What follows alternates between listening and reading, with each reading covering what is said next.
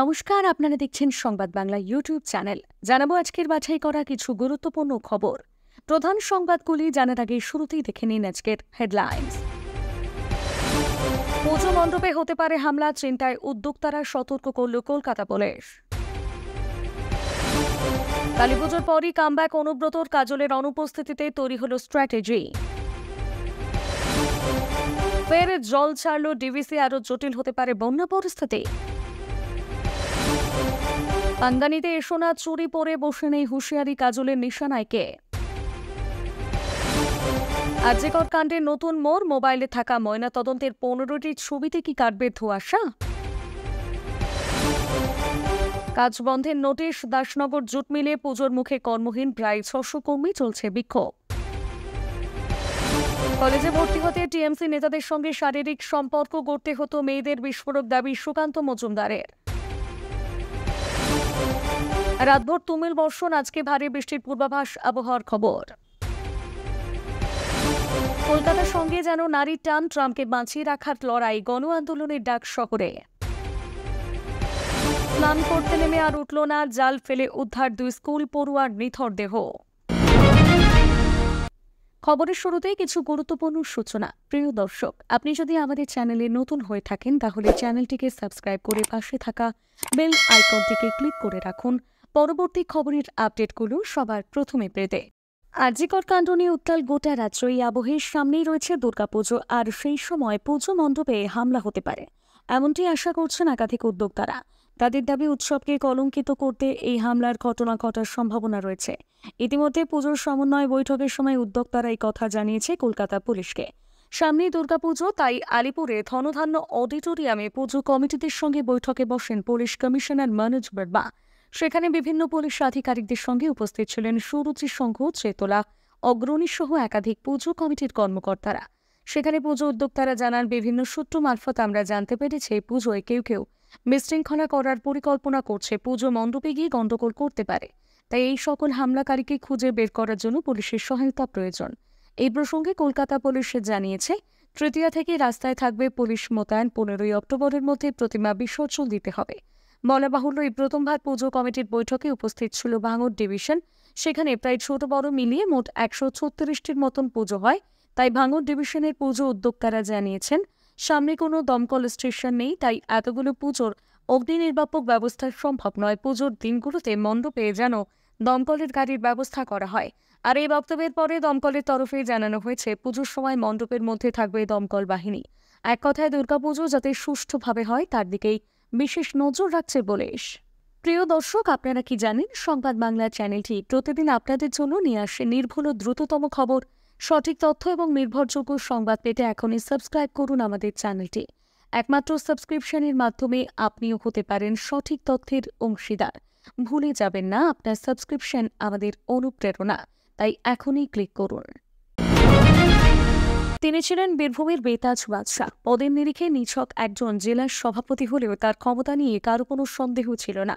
কিন্তু গরু পাচার মামলায় নাম জড়ানোর পর খাঁচায় বন্দী হন সেই বাঘ। কেউ কেউ সন্দেহ প্রকাশ করেছিলেন রাজনৈতিক কেরিয়ারে আবার কি স্বমহিমায় ফিরতে পারবেন অনুব্রত মণ্ডল। আসানসোল ও তিহার জেল মিলিয়ে বছর 2 গড়াদে কাটানোর পর আর কি ফিরে পাবেন সেই ক্ষমতা? বীরভূমে পা রাখার 48 ঘণ্টার মধ্যেই যা যা ঘটল, তাতে অনুব্রত যে আবারও সক্রিয় রাজনীতিতে ফিরছেন তা নিয়ে কোনো সন্দেহ রইল না। বদলে গেল পার্টি অফিসের চেহারা। কোর কমিটির নেতাদের ছবি সরিয়ে দেওয়া হলো, পার্টি অফিসে সাজু সাজু রব। এর মধ্যে বুধবার সন্ধ্যায় বৈঠকে ডাকলেন কেষ্টমণ্ডল। এদিকে বৈঠকের আলোচনা হলো কি হবে কেষ্টমণ্ডলের পরবর্তী পদক্ষেপ, কোন পথে এগোবেন তিনি। তবে এদিনের বৈঠকে দেখা গেল না জেলার আর এক দাপুটে তৃণমূল নেতা তথা কোর কমিটির অন্যতম সদস্য কাজল শেখ, ছিলেন না আশিস বন্দ্যোপাধ্যায়। বৈঠকে উপস্থিত ছিলেন কোর কমিটির অন্যান্য সদস্যরা। কাজ শেষে অবশ্য জানিয়েছে, কেতুগ্রামে কোনো এক নেতা অসুস্থ থাকায় সেখানে যেতে হয়েছিল তাকে। দলীয় সূত্র খবর, কালীপুজোর পর একেবারে স্বমহিমায় বীরভূমের পথে দেখা যাবে কেষ্টকে। এদিন তিনি জানিয়ে দিয়েছেন, কালীপুজো শেষ হলে ব্লকে ব্লকে ঘুরবেন তিনি। আপাতত শারীরিক অসুস্থতার জন্য কিছুটা বিরতিতে রয়েছেন তিনি। এছাড়াও বীরভূমের রাজনৈতিক পরিস্থিতি নিয়ে জেলার নেতাদের সঙ্গে কথা বললেন অনুব্রত মণ্ডল। পুজোর মুখে বন্যায় ভাসছে দক্ষিণবঙ্গের একাধিক জেলা। এই পরিস্থিতিতে সাগরে ফের ঘূর্ণাবর্তের ভ্রুকুটি। ফের টানা বৃষ্টি পূর্ব মেদিনীপুর, পশ্চিম মেদিনীপুর, পূর্ব বর্ধমান, পশ্চিম বর্ধমান, বীরভূম, হুগলি জেলায়। শুক্রবার পর্যন্ত ভারী বৃষ্টির সতর্কতা রয়েছে, যার ফলে ডিভিসির মাইথন এবং পাঞ্চের জলাধার থেকে জল ছাড়া হয়েছে। মাইথন থেকে 10,000 কিউসেক এবং পাঞ্চের থেকে 12,000 কিউসেক জল ছেড়েছে ডিভিসি। সকাল 8টার পর দুর্গাপুর ব্যারেজ থেকে 36,550 কিউসেক জল ছাড়া হয়েছে। এদিকে ডিভিসি জল ছাড়ায় কংসাবতী, হুগলি ও রূপনারায়ণে জল বাড়তে পারে, ফলে পূর্ব মেদিনীপুরের জনজীবন বিপর্যস্ত হওয়ার সম্ভাবনা রয়েছে। এর আগে টানা বৃষ্টিতে ডিভিসির ছাড়া জলে এখনও জলে ডুবে দক্ষিণবঙ্গের একাধিক জেলা। এর মধ্যে ফের জল ছাড়তে আরও কঠিন হতে পারে পরিস্থিতি, এমনটাই আশঙ্কা। ম্যানমেড বন্যা তত্ত্ব খাড়া করে বাংলাকে ভাসিয়ে দেওয়ার ষড়যন্ত্রের অভিযোগ করলেন। সতর্ক না করে জল ছাড়ার অভিযোগে ডিভিসির সঙ্গে সম্পর্ক ছেদের হুঁশিয়ারি দিয়েছেন। নালিশ জানিয়ে মমতা বন্দ্যোপাধ্যায় চিঠি দিয়েছেন প্রধানমন্ত্রীকে। এদিকে কেন্দ্রীয় মন্ত্রী এবং বিজেপির রাজ্য সভাপতি সুকান্ত মজুমদারের দাবি, ডিভিসি যে পরিমাণ জল ছেড়েছে সেই জলের জন্য পশ্চিমবঙ্গে বন্যা হয়নি। মুখ্যমন্ত্রী মমতা বন্দ্যোপাধ্যায়ের নির্দেশে পশ্চিমবঙ্গের বাঁধগুলি থেকে জল ছাড়ার জন্য পশ্চিমবঙ্গের বিস্তীর্ণ এলাকায় বন্যা হয়েছে। সেই জন্য লোকের ঘাড়ে তিনি দোষ চাপিয়ে বাঁচার চেষ্টা করছেন, যাতে আরজিকর থেকে মানুষের লক্ষ্যটা যেন বন্যা পরিস্থিতির দিকে চলে যায়। সুকান্ত মজুমদার এও বলেন, মাননীয় মুখ্যমন্ত্রী ডিভিসির জল ছাড়া নিয়ে একের পর এক করে যাচ্ছেন, যে এই বক্তব্যগুলো অসত্য। উনি নাকি কিছুই জানতেন না, বা পশ্চিমবঙ্গ সরকারকে নাকি কিছুই জানানো হয়নি ডিভিসির জল ছাড়া নিয়ে। কিন্তু 17 তারিখে ওরই পশ্চিমবঙ্গ সরকার ওর নির্দেশে সমস্ত জেলাগুলোকে চিঠি দিয়েছে যে ডিভিসি জল ছাড়বে, আপনারা প্রস্তুত হন। প্রিয় দর্শক, এই ভিডিওতে আমরা 3000 লাইক এবং 4000 সাবস্ক্রাইবারের টার্গেট রেখেছি। আপনারা যদি আমাদের ভিডিওটি পছন্দ করেন তবে অবশ্যই লাইক দিন এবং চ্যানেলটিকে সাবস্ক্রাইব করুন। অনেকেই আছেন যারা নিয়মিত তাদের ভিডিও দেখেন কিন্তু সাবস্ক্রাইব করতে ভুলে যাচ্ছেন, তাই এখনই সাবস্ক্রাইব করে রাখুন যাতে পরবর্তী আপডেটগুলো সবার আগে আপনি পেতে পারেন। আপনার সমর্থন আমাদের জন্য অত্যন্ত গুরুত্বপূর্ণ। পাঙ্গানিতে সোনা চুরি পরে বসে নেই, যেদিন গোটাবো সেদিন গুটিয়ে দেব। নাম না করে অনুব্রত ঘনিষ্ঠকে হুঁশিয়ারি তৃণমূল নেতা কাজল শেখের। বুধবার নানুর ব্লকের বাসাপাড়ায় তৃণমূলের অঞ্চল কার্যালয়ে কর্মীদের নিয়ে বৈঠকে এমন হুমকি সুর শোনা গেল কাজল শেখের মুখে। তিনি বলেন, আমি পঞ্চায়েত থেকে পার্সেন্টেজ নিতে আসিনি, নদীর বালি থেকেও পয়সা নিতে আসিনি। সব খেলায় খেলতে জানি, দাবা খেলতে জানি, হাডুডু খেলতে জানি, পাঙ্গা নিতে এসো না। চুরি পরে বসে নেই, যেদিন গোটাবো সেদিন গুটিয়ে দেব। প্রসঙ্গত 2 বছর পর মঙ্গলবার বোলপুরে ফিরেছেন কেষ্ট। অনুব্রতহীন বীরভূমের দলের ব্রাত্য কেষ্ট ঘনিষ্ঠ নানুরের তৃণমূল নেতা, প্রাক্তন জেলা পরিষদের পূর্ত পরিবহন দপ্তরের কর্মাধ্যক্ষ আব্দুল করিম খান। অনুব্রত জেলে থাকতে প্রতিনিয়ত তার সঙ্গে যোগাযোগ রেখেছিলেন কেরিম। আশায় ছিল অনুব্রত বীরভূমে এলে আবার দলে জায়গা পাবে। সেই মতো অনুব্রত বীরভূমে ফেরায় রাতেই নানুরের বাসাপাড়ায় কাজলের দায়িত্বে থাকা দলীয় কার্যালয়ে নিজেদের গোষ্ঠীর কর্মীদের নিয়ে ঢোকেন কেরিম। এরপরই কাজলের খেলা শুরু। গতকাল দলীয় বৈঠকে কাজল বিস্ফোরক মন্তব্য করেন। তিনি বলেন, বাংলায় একটাই দল তৃণমূল কংগ্রেস, কোনো গ্রুপবাজি বরদাস্ত করব না। দড়ি ছেড়ে রেখেছি, যেদিন গোটাবো সেদিন গুটিয়ে দেব। অনেক ঘাটের জল আমার পেটে আছে। আমি সব খেলায় খেলতে জানি, আমি দাবাও খেলতে জানি, হাডুডুও খেলতে জানি। খেলা হবে গান শুনিয়ে, লাভ না হবে বন্ধু। আমি আগেই বুঝতে পেরেছিলাম, তাই দাবার চাল চেলে বসে আছি। কাজলের এই মন্তব্যের পর বীরভূমে ফের তৃণমূলের গোষ্ঠীদ্বন্দ্ব প্রকাশ্যে এসেছে, যা ঘিরে শুরু হয়েছে রাজনৈতিক চর্চা। এখনও কাটছে না আরজিকর কাণ্ডের জ্বর। তরুণী দেহ উদ্ধারের পর থেকে একের পর এক রহস্য দানা বাঁধছে। এখনও পর্যন্ত রহস্যের কিনারা করতে পারছেন না তদন্তকারী আধিকারিকেরা। দেহ উদ্ধারের পর ময়না তদন্তের ভিডিওগ্রাফি থেকে রিপোর্ট তৈরি, সবেতেই রয়েছে প্রশ্ন। তড়িঘড়ি দেহ দাহ করার কারণে অনেক তথ্যই মেলেনি। এবারে আরজিকর কাণ্ডের ওইসব ধোঁয়াশা কাটাকে সহায়ক হতে পারে 15টি ছবি, যা অবশ্য 9 আগস্ট সন্ধ্যায় ময়না তদন্তের সময় খুব কাছ থেকে মোবাইলে তোলা হয়েছে। এই সকল ছবি দিল্লি ফরেন্সিক পরীক্ষার জন্য সিবিআই পাঠিয়েছে। তবে ভিডিওগ্রাফি থেকে তেমন তথ্য পাওয়া যাবে না বলে মনে করছেন অনেকে, কারণ ওই ভিডিওতে মৃতার শরীরে আঘাতের চিহ্ন স্পষ্ট নয়। তদন্তকারী আধিকারিকরা এই মামলায় নির্দিষ্ট একটি জায়গায় পৌঁছতে চাইছেন। সেই কারণে দিল্লি ও কল্যাণী এইমসের ফরেন্সিক বিভাগের বিশেষজ্ঞ চিকিৎসকদের ভিডিওগ্রাফি দেখানো হয়েছে, যাতে তারা কোনো তথ্য না পান। তেমনি ময়না তদন্ত নিয়ে প্রথম থেকে জলঘোলা কম হয়নি। সূর্যাস্তের পরা করা হয় তদন্ত, তেমনি রিপোর্টে আরও তথ্য থাকা প্রয়োজন ছিল বলে মনে করছে অনেকে। তবে আপাতত ময়না তদন্তের 15টি ছবি থেকে তথ্য পেতে পারেন বলে আশা রাখছে তদন্তকারী অফিসাররা। তাদের দাবি, ডিজিটাল ফরেন্সিকের মাপকাঠি অনুসারে প্রতিটি ছবি ঠিকঠাক তোলা হয়েছে, তা বিকৃত বা তাতে কারিকুরি করা হয়নি। এর থেকে তথ্য মিলবে বলে আশা রাখছে তারা। এখন দেখার কবেই জটিলতা কাটে।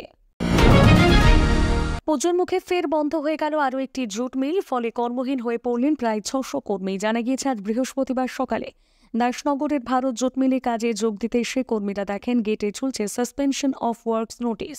এরপর তারা গেটের সামনে ক্ষোভে ফেটে পড়েন। কর্মচারীদের অভিযোগ, তাদের মিলে তাঁত বিভাগের শ্রমিকদের অতিরিক্ত কাজ করানোর জন্য চাপ দেওয়া হচ্ছিল।